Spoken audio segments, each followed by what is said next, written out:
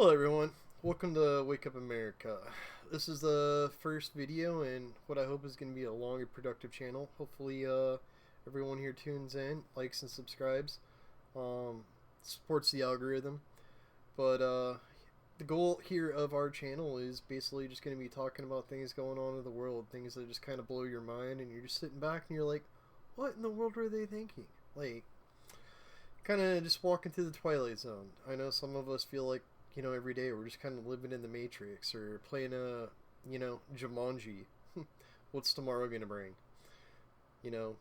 Carol Baskin or killer Asian hornets. You never know. So, without further ado, today's topic is going to be on the traditional male. What it means to be a traditional man in American society and kind of how we got to where we are today.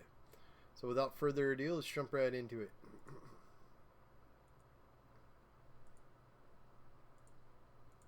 I'm just trying to tell you how I feel. This is my own personal reflection on the way my life is going right now. Men want women to go 50-50. Men want women to pay the bills around the house. Men want women to pay for their meals, because women can work now. Okay, fine. When I tell you, or men don't think that they should have to buy women expensive things, I want an expensive life. That's what I want. I want to live comfortably. I want convenience.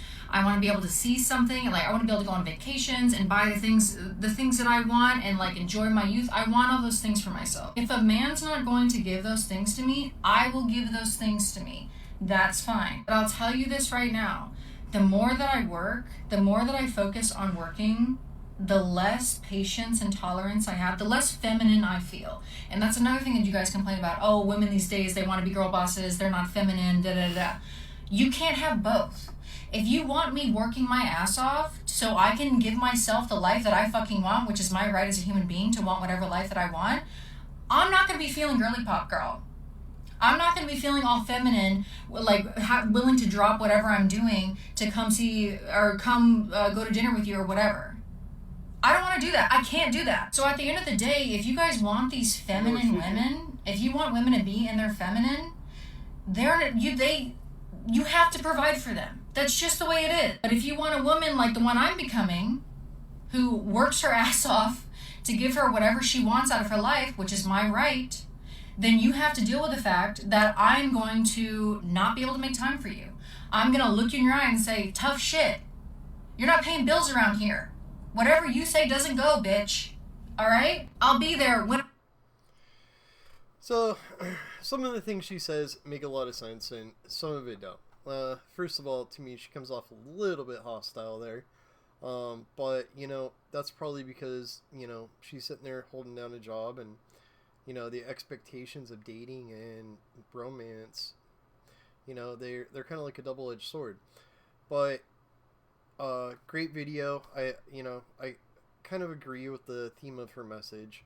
I will definitely post her link down here in the description, so if anybody want to finish the rest of it. But let's kind of talk about this a little bit. So she's basically, talking about the expectations on women, but she's doing it without really, addressing so much the expectations on men. So the traditional male's goal was always to, be a breadwinner, to always support the family, to defend the family. I was watching this really, really funny Kevin Hart video the other day. He was talking about how he's afraid of everything, and he's like, I'm not going to protect you, He's like, why are you taking off your shoes? You're never going to outrun that bear. I don't have to outrun that bear. I just have to outrun you. But, I mean, that's kind of a step away from the traditional male role to where, it was always the man's job to provide. It was always the man's job to protect, That's, why the man always walked on the outside of the street. And, the man's always the first one in but the last one out. But in today's culture, we've shifted quite a ways away from that paradigm. And, some might argue it started back in, the 1920s with, the women's suffrage movement and whatnot. But I think the real driver force there was probably World War II. So, a lot of people may not fully understand this, but in World War II, the men went off to war. Nearly 1 out of every 4 men in the United States was either drafted or volunteered for military service. They ended up getting shipped overseas to fight in probably one of the deadliest conflicts this world's ever seen. But when this happened, this opened up a huge vacuum in the workforce, and this workforce had to be filled with something. Well, it ended up being filled by the women. The women stopped from, feeding their kids and sewing up jeans to going into the factories, helping refit them to make bombs, airplanes, tanks, and ships. And this was huge. Like, this was absolutely, they call it the home front. It was the war at home. And while the men were out fighting, the women were picking up the mantle at home, and not just in the home, but in the factories and the mills across this great nation. But what happened is when the men came home, they wanted their jobs back, and this is like one of the first like real taste of like freedom and independence that women ever had from male hegemony. And when this happened, like I think it created a lot of like betterment and hostility. This led all the way up until today. In the 1980s, like we had the Women's Rights Act and the Equal Opportunity Act, and the when you get into the 2000s, there was like the Employment Opportunity Act, which got passed, and it's created this huge surplus in the workforce. So it used to be that in the 1930s, 1940s, 1950s, like a man used to be able to go to work and provide for his family. He used to be able to support a middle class home on a single income. He used to be able to support telephone, at least one car, a washer and dryer, a color television, a couple of vacations every year. He used to be able to do everything that it takes 2.5 incomes to achieve today. Now, some might argue, well, we have a lot more luxuries today in this world than we did, a long time ago. Now everybody has to have a car because now you have two people working. Now you need childcare.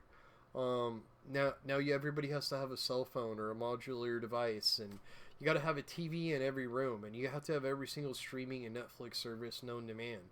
You have to have car insurance. You have to have homeowners insurance. You got to pay your HOA fees. You gotta, you have to have life insurance if you like really really want to protect your family. Then it starts to get to a point to where you have all these things coming out of the monthly budget that weren't there before, and it makes it almost impossible for a man that's not making $150,000 to $200,000 a year to provide for a family of four comfortably. You're not going to be able to enjoy and have all those things unless you're working your ass off. You want a nice toy hauler. You want to have a boat. That those days are gone. You can't do that on $40,000 a year anymore. It's not going to happen. You might be stretched to do that on $80,000, $90,000, $100,000 a year. But like women pushed for this. This is what they wanted. They wanted to feel like they were equals in the labor force, and these feminist movements pushed and pushed and pushed until they're now on scale and par with the man. So now the labor force has all of this brand new fresh labor that they can pull from, which makes the job market less competitive. It used to be that companies had to search far and wide for people to fill specific roles in in their company to achieve their milestones and goals. But now they have twice the labor force, and in some things, women are way more efficient than men. And this is really kind of suppressed wages down. So when there's a lack of labor and jobs are more competitive, wages tend to rise because they're willing to pay higher salaries to people to fill those positions. But when there's a higher supply of labor, then the wages go down. And they've been suppressed so far that now it takes more than two incomes to provide a comfortable lifestyle for somebody. You need two parents that can at least pull in $40,000 to $50,000 a year to reach that $100,000 threshold. And even at that $100,000 threshold, there's no guarantee of the American dream for you anymore. A lot of people are, articles and people out there are saying that, hey, you need $150,000, $200,000 a year if you want to afford, a 3-bedroom, 2-bath, middle class house. And that it's getting truer and truer every day that those jobs are becoming less readily available to American citizens, especially if you consider all the layoffs that are taking place all over this country right now. The shipyards have reported that they're not getting shipments in. If there's no shipments in, that means the truck's not running. Trucking is what has been the backbone of this country for a long time. Transport and logistics. And when those trucks aren't running, you guarantee the economy is going to hurt. So you want men to go out there and earn the same middle class lifestyle that they provided to you 60 years ago while you're asking for equality and, fairness in the workforce. That's never going to happen. That's never going to happen. You doubled the labor pool, but expected the same results. And I just don't see how that logic and math adds up. Not only that, but men are disenfranchised now. Like, we are, to be a middle-aged white male in this society, it's probably, as Scott Galloway puts it, he's a great guy. I don't know if you guys have ever followed his lectures. Scott Galloway, he talks about, how white middle-aged men are one of the saddest, most broken people in our country right now. And it's because we've been disenfranchised. It's bad to be a white middle-aged male. And like I can give you an example of that. I'm a college graduate. I got my bachelor's degree from Washington State University in public administration and public affairs, and as well as pre-law. But when I was going to college, there was not really any funding available, like additional funding beyond the Pell Grant that was available for me to go to college because I was a middle-aged white male. I didn't have kids. I didn't have anything. I could compete for highly competitive scholarships, but the odds of me getting those were very, very sparse. I applied for a few of them, never even got a letter back.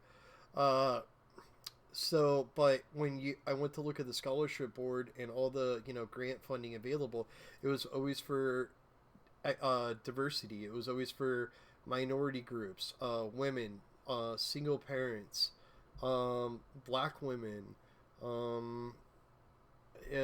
Hispanic, refugees, things like that.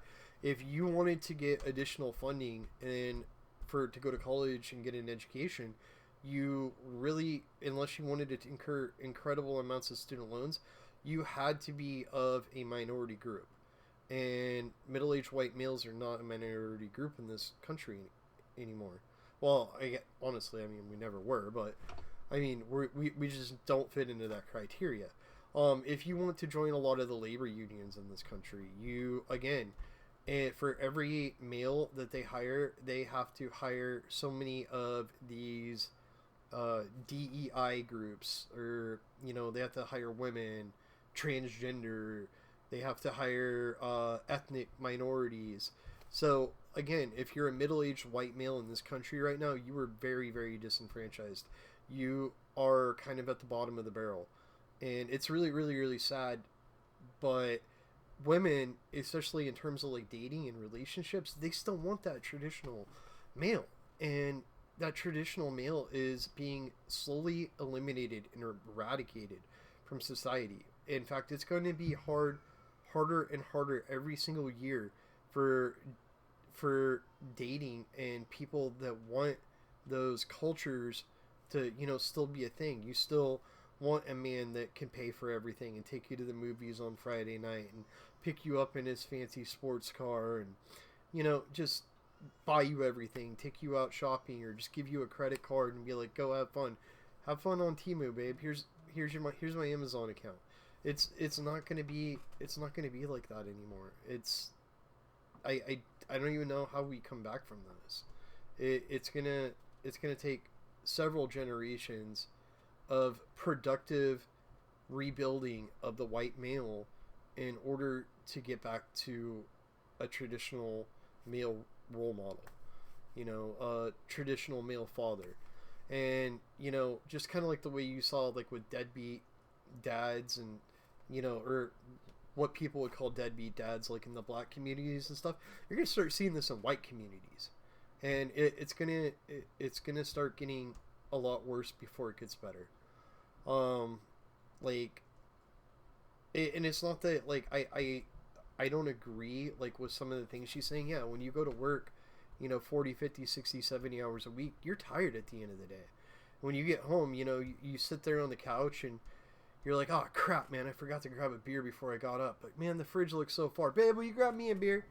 You know? And so wife comes in, she brings you a beer, and you kick back a little bit more, and you put your legs up, and you're like, oh man, forgot to take off my shoes. Do I really, really want to bend over and take off my shoes? No, you know what? I think I'll just leave them on. Then you sit there and you take a look over at the TV, and you look left and you look right, and you're like, I left the remote on the mantelpiece.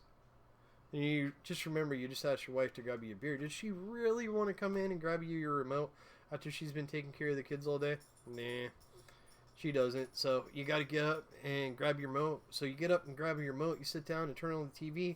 Next thing you know, the wife comes in. She's like, oh, hey, kids want a bedtime story. You're like, oh, come on. I just got off a 60-hour work week. You know, I just wanted to sit back and watch the game. You're like, I know, but they missed you and this and that. No, girl, I totally get it. It's tiring, it's exhausting, and, you know, you just got to have that downtime and reset. And to not have to cater to a partner in their wants after you've been busting your ass making that cheddar all week. It completely makes sense, but at the same time, you have to understand that what you're talking about, it doesn't exist in this society anymore.